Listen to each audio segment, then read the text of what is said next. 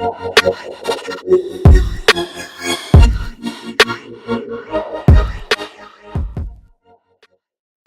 up guys, it's Ken here, and I'm a part of an underground health and weight loss community, and we're looking at things from a different viewpoint. We're looking at things from the psychological aspect more so than the calories in versus calories out aspect. They're both incredibly important, but the message that we want to share with people is that it's not so much about focusing on just the end outcome, the numbers, whether it's on the scales or whether it's the actual calories that you consume. They're incredibly important, but we need to give you the tools and the strategies so that you can actually cope with life when shit goes down.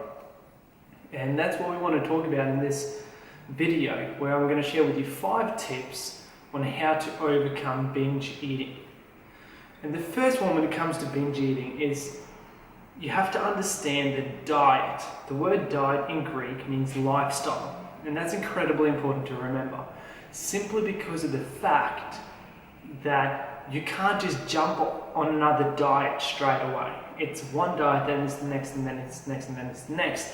Now you're spinning the hamster wheel, and you won't actually get from A to B like you want to.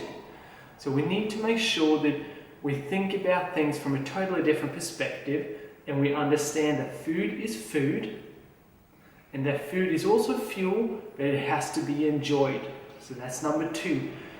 We hear it all the time, especially in the fitness world, and we hear that you have to fuel your body for the exercise you do and all this stuff, and that is incredibly important. But you also have to enjoy food. As a society, food is a very social aspect of things. And food is meant to be an enjoyable thing with your friends, whether you go out to a restaurant, whether you go out with your friends just to the beach and enjoy a nice day out there, or if you're with your family at home. They still have to be an important aspect of what it is that you do. The third thing I want to share with you is that you have to get off the scales. This is one of the few moments and times where I actually share with my clients that they have to get off the scales. You know that we would normally jump on the scales and weigh you every single day so that at the end of the week we can average out all these days and get an average value in terms of how it is that you're progressing from week to week. Because your body weight can fluctuate from day to day. And by doing the average thing, now we're removing those fluctuations on a daily basis. But what it is that we're not considering is that a lot of people, they attach self-worth to the number on the scales.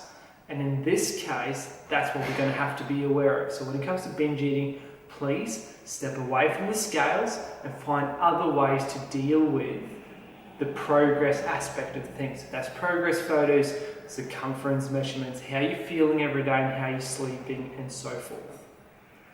Now, there are a lot of different aspects I want to share with you, but it's, and this has been shared before, but there is no such thing as being perfect. And that's incredibly important to remember. Everything doesn't have to be perfect. What does perfect even mean? That's the big question. And I remember when I grew up as a teenager, I had that exact same mindset as well. You might have heard the story that I've shared before where I was pulling raw broccoli out of my work pants when I was working in a hardware shop.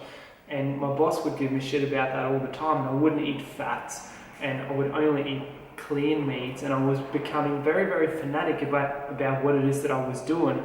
And that actually started repeating itself time and time again until I hit rock bottom.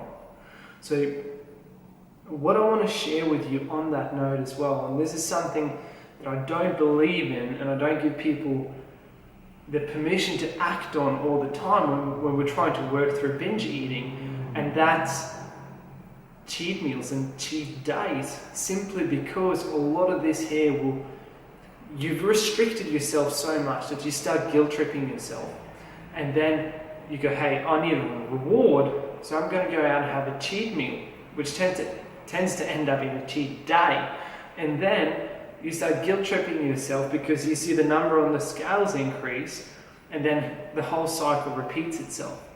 So instead of having a cheat day or a cheat meal, we want to find ways so that you can again enjoy foods and not just see food as fuel all the time. So you can live a healthy lifestyle and develop a really, really good relationship to food and exercise and life as a whole. So those are the first 5 tips when it comes to overcoming binge eating. It's not going to be easy. Overcoming binge eating is something that I struggle with personally. This is what worked for me. This has also been proven through psychology time and time again to work. You have to take this into consideration based on where you are at, and then you're going to have to take it step by step on a daily basis, focusing on mastering one thing at a time. Don't try to do all of this at the same time, but until you've been able to master one of these habits at a time, don't move forward. If you've got any questions, guys, I'm always happy to chat, so leave a comment below or send me a message and I will personally help you through this. Thanks again for watching, and I will see you in the next video.